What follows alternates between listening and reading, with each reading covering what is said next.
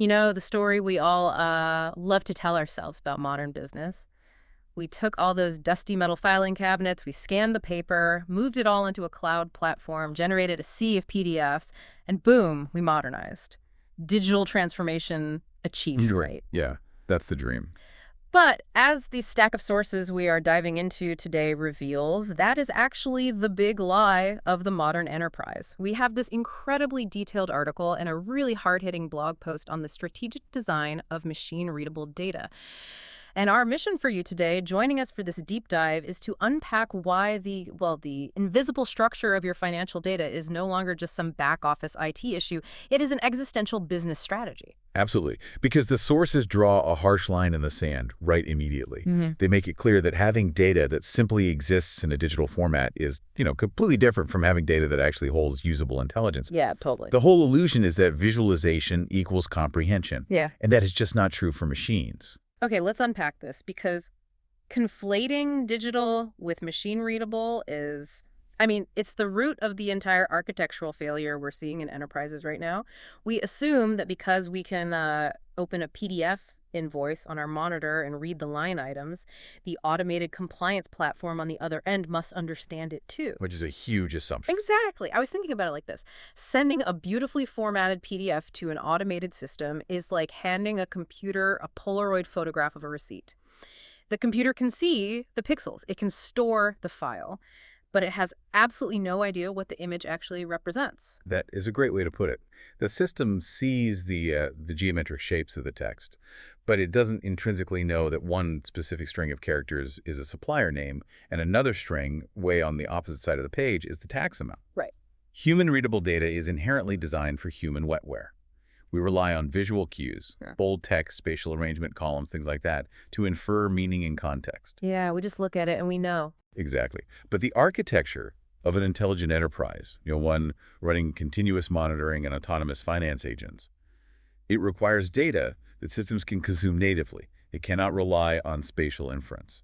Now, some might argue that, well, OCR solves this. You just run optical character recognition, scan the PDF, and let the software scrape the text into a database. Boom, problem solved. Yeah, people love to say that.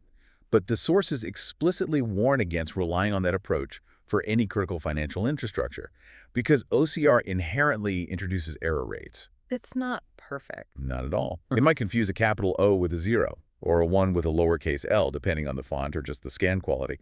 A 99% accuracy rate sounds impressive in a vendor pitch, sure. Right, sounds great. But if you are processing 10 million invoices a month, a 1% error rate means you are generating 100,000 corrupted records. Wow, 100,000. Yeah.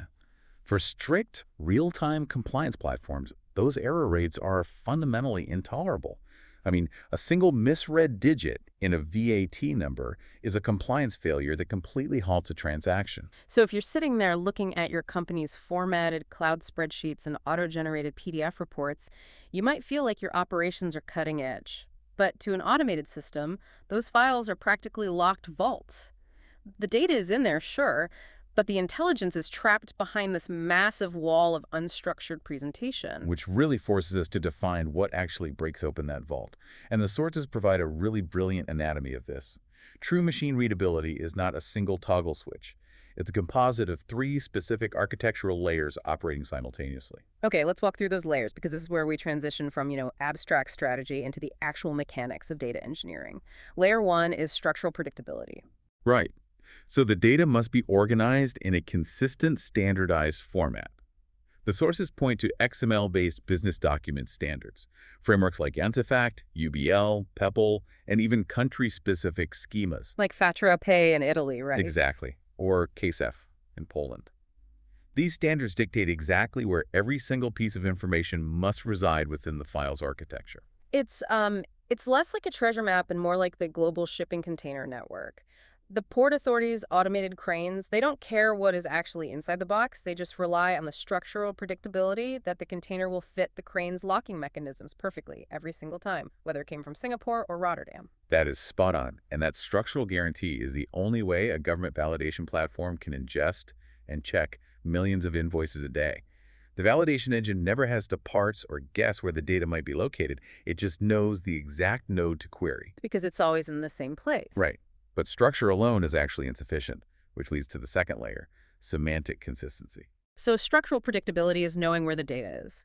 Semantic consistency is knowing what the data actually means. Yes, this is often referred to as the canonical data model. A field labeled tax amount or just amount, it must carry the exact same mathematical and business definition across all corporate entities, all geographic regions, and all time periods. You have to define the reality of that number. Exactly. Is it tax inclusive? Is it tax exclusive? What is the base currency? If the definition of amount shifts depending on whether the document was generated by the North American division or the European division, automated systems cannot reliably aggregate that data. The sources actually label semantic inconsistency the silent killer of enterprise analytics, which makes a ton of sense because unlike a structural error where the system just, crashes and throws an error code, a semantic error is totally invisible. Yeah, the system will successfully process the data because the structural format is perfectly valid. The machine ingests the XML file, it runs the calculation, and spits out a dashboard metric. It looks like it worked. Right. But because the underlying definition of the fields was ambiguous or mismatched, the output is entirely fabricated. It is the classic garbage in, garbage out scenario, but camouflaged as a successful operation. So you end up making strategic decisions based on a dashboard that is structurally sound but semantically corrupted. That is terrifying. Okay, so we have structural predictability and semantic consistency. The third layer the sources outline is contextual completeness. The record must contain all the surrounding metadata the consuming system needs, like a supplier VAT number, a specific cost center, or a shipping destination. And it has to do this without requiring a human to manually review the file and append the missing details. It must be complete in the specific sense that zero-touch automated processing requires. The transaction must stand entirely on its own. Wait, let me push back on this for a second. In a massive global supply chain, data is just going to be incomplete sometimes. So if we send an invoice down the pipeline, and the compliance software realizes, hey, a VAT number is missing, can't the system just flag it, query a master data management database, and seamlessly enrich the file downstream before it goes to the government or the analytics engine? You would think so. But what's fascinating here is that the sources are uncompromising on this exact scenario. Completeness must be enforced at the point of data generation, at the source. Exploring the mechanics of that, why is downstream enrichment a failure mode? I mean, why doesn't that work? Because relying on downstream enrichment destroys straight-through processing in a real-time operational environment. If you try to patch missing context later in the pipeline, you introduce latency, you build these really complex dependency chains on external databases that might be out of sync, and you create a huge operational bottleneck. Oh, I see. Yeah, the system that generates the initial data must be engineered to produce logically complete records. Managing compliance through downstream manual transformation or automated error correction loops just introduces massive operational risk. But that requirement, that data must be perfectly structured, semantically consistent, and contextually complete at the point of creation. That creates a massive paradox because the very systems enterprises rely on to generate this data, their ERPs were fundamentally never designed to look outside their own walls. Right. The enterprise resource planning software these massive ecosystems companies spend tens of millions of dollars implementing, they are optimized almost exclusively for internal transaction processing. Yeah. They rely on proprietary database tables and internal data structures that prioritize the ERP's own computational efficiency. So because the ERP is entirely inward-looking, extracting that data for external consumption forces you to build a bridge. You have to pull the data out, map it, and transform it. And in a typical enterprise, that results in a tangled web of bespoke integration code. It becomes spaghetti code. The analytics data lake gets one custom API extraction. The supply chain platform gets a slightly different extraction. The tax compliance engine gets another. And it just spirals. Exactly. Each custom integration introduces slight mapping variations and potential semantic drift. So the analytics tool and the compliance tool inevitably end up operating from divergent versions of the truth. Historically, a massive enterprise could just limp along with that inefficiency. You throw a small army of accountants at the reconciliation process at the end of the month, and you just absorb the cost. But the sources highlight an immediate global mechanism that makes this architectural debt a literal emergency: continuous transaction controls. Yeah, CTCs. Tax authorities globally are fundamentally changing how they operate. Yeah. They're abandoning the traditional post-audit model where they, look at your historical records months after the fact. Instead, they're deploying platforms that mandate the validation of your data at the exact moment of the transaction, intercepting the invoice in milliseconds. The stakes on this are so immediate. I actually want to read a quote directly from the source material here because it frames the timeline perfectly. Quote, "Governments are now machine reading your financial data at the moment of transaction. The question is whether your data is designed for that or whether it is designed for something else, and you are hoping it will be close enough." And designing for close enough simply will not function against a deterministic government API. Right. These government platforms require transactions to be submitted in specific, validated, machine-readable formats. If the data lacks structural predictability, or if a semantic field is missing, the government system does not issue a polite warning flag for your accounting team to review later. It automatically rejects the payload. Just flat out rejects it. The real world consequence for your organization there is absolute gridlock. Because if that invoice is rejected by the government platform, you legally cannot issue the invoice to your customer. You cannot initiate the collection of payment. In many jurisdictions, your physical logistics are tied to this data, so your goods literally cannot cross borders. Machine readability has crossed the line from, like, a theoretical architectural goal to a hard binary business continuity requirement. It has become the absolute prerequisite for participating in the modern digital economy in those jurisdictions. Your right to operate is gated by your data architecture. Here's where it gets really interesting, though, because whenever an enterprise faces a massive, complex data problem today, tech-savvy leaders instinctively reach for the exact same tool: artificial intelligence. Of course. We are living through an AI hype cycle right now, and the immediate thought process is always, well, why spend years re-architecting our ERP data? Can't we just deploy a modern, large language model, feed it all this messy, unstructured, semi-digital data, and just have the AI act as an intelligent translation layer to clean it up for the government? It is arguably the most dangerous misconception in enterprise technology right now. The assumption that AI is this omnipotent Band-Aid that can compensate for foundational data rot. The sources address this directly, actually. AI cannot compensate for non-machine readable data in a strict financial or compliance context. Let's break down the mechanics of why that fails. If an LLM can read an unstructured legal contract and summarize the clauses, why can't it parse a messy, unstructured invoice and format it for a tax authority? Because if we connect this to the bigger picture, large language models are fundamentally pattern matching engines. They rely on statistical probability.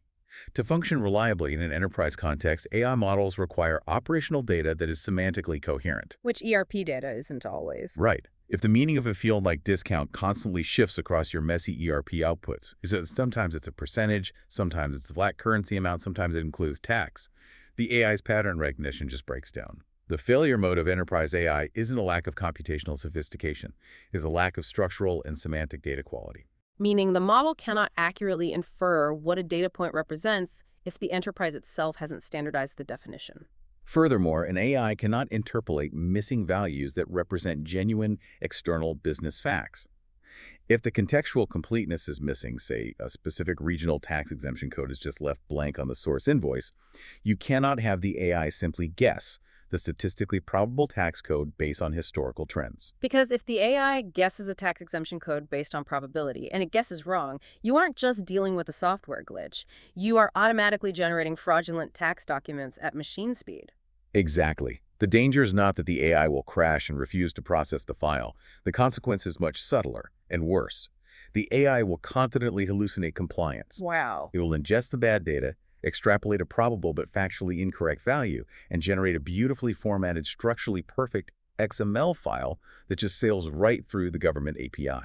But the underlying data is a fiction. It is operating on faulty assumptions introduced by your own lack of semantic control. And that level of autonomous risk is completely intolerable in financial risk and regulatory contexts. Organizations hoping to deploy AI for operational efficiency will hit a brick wall. The prerequisite for reliable AI isn't licensing a more expensive neural network. It is building a pristine data foundation. Good AI requires machine-readable data. So if AI is off the table as a shortcut and global tax authorities are enforcing real-time mandates, how do intelligent organizations actually solve this architectural crisis? The sources lay out three specific design choices, a blueprint for fixing the underlying infrastructure. And it is vital to note that these are design choices, not just software purchases. The technology to do this has existed for years. The failure is in how organizations design their data flows. Choice number one is validation at source. This maps directly back to the bottleneck we discussed earlier. The sources argue that business rules must be rigorously enforced the exact moment the transaction is created by the user in the ERP. You have to configure the source system with hard stops. If a user tries to generate an invoice for a new supplier, and the ERP knows that supplier is in a country requiring a specific tax classification, the system simply will not allow the record to be saved until that field is populated. You force correctness right at the moment of creation. Yes, eliminating the need for downstream enrichment or automated guessing.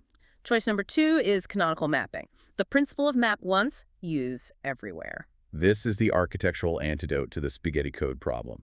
Instead of building a dozen bespoke point-to-point integrations for every new tool, you transform your native ERP data into one central canonical machine-readable standard. You basically build a central hub. So you extract the inward-looking ERP data, map it to a universally understood semantic model like those UBL or UNC fact standards we mentioned, and that becomes your single source of truth. Exactly. And every subsequent system, whether it's a new continuous monitoring compliance tool, a business intelligence dashboard, or an autonomous AI agent, it simply connects to that canonical hub. You make the intense investment to map the data perfectly once, and you reuse that structural predictability indefinitely across the enterprise. And the third choice is externalizing compliance. The sources point out that regulatory standards change at what they call regulatory speed. And regulatory speed is vastly faster than a typical enterprise IT upgrade cycle. A country might announce a new e-invoicing schema requirement with, say, a 6-month implementation window. Which is nothing in IT time. Nothing. You cannot afford to crack open the core code base of your massive ERP system and run a massive regression test every time a tax authority changes a data field requirement. So the compliance validation layer must sit outside the core ERP ecosystem. It acts as a specialized perimeter defense. It receives the pristine, contextually complete data from your canonical hub and validates it against the absolute latest government rules on the fly right before transmission. Decoupling the compliance logic from the transactional generation logic allows you to update your validation rules continuously, in complete isolation, without jeopardizing the stability of your core financial systems. So what does this all mean? For you, navigating your own company's digital transformation initiatives, it really reframes the entire conversation. Fixing your data architecture isn't just a defensive maneuver to solve a pesky new tax mandate in Europe or Latin America. It is about building the foundational infrastructure that unlocks the future state of the business. You just cannot achieve compounding analytical intelligence, real-time operational speed, or safe autonomous AI without it. I want to bring home the central thesis from the text here because it summarizes the gravity of this shift perfectly. Quote, machine readability is not a feature your data has or lacks. It is an architectural property your systems either design for or do not. Organizations that design for machine readability are building capabilities that organizations using legacy formats cannot access at any price. Structure is strategy. It is the ultimate strategic moat. If your competitor's data is machine readable and yours is just a digital PDF, they will execute compliance, analytics, and automation at a speed you literally cannot match. So, huge congratulations to you for navigating this deep dive with us today. Because the next time you are sitting in a strategy meeting and someone proudly mentions digitizing a process or moving historical documents to the cloud, you now have the insight to raise your hand and ask the critical follow-up. Yes, but is it machine readable? As global governments and autonomous AI agents increasingly enforce machine speed interactions, our underlying data architecture really determines whether an organization can even participate in the modern economy. This raises a pretty important question for you to explore as you process all of this. In the near future, when companies merge or are acquired, will their valuation be driven less by their current profit margins and entirely by how natively machine-readable their historical data actually is? Wow, what a question to end on. Thank you so much for joining us on this deep dive. We'll catch you next time.